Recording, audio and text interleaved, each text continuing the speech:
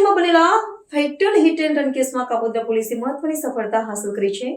કાપોદ્રા પોલીસની surveillance team અને pocket કોપ mobile એપ્લિકેશનની મદદથી પોલીસે ગણતરીના કલાકોમાં અજાણ્યા આરોપીને પકડી પાડી ગુનાનો ભેદ ઉકેલ્યો છે. મળતી માહિતી મુજબ સુરત પોલીસ કમિશનર શ્રીની સૂચના હેઠળ કાપોદ્રા પોલીસ સ્ટાફે તપાસ આરંભી હતી. ફરિયાદી શ્રીના પુત્ર દિવ્યેશ સુરેશભાઈ વાઘેલા જ્યારે ઉત્તરાણ કાપોદ્રા બ્રિજ પાસે રોડ ક્રોસ કરી રહ્યા હતા ત્યારે એક અજાણી ફોર વ્હીલર ગાડી ચાલકે ઝડપ અને ગફલતભરી રીતે વાહન ચલાવતા ટક્કર મારી હતી.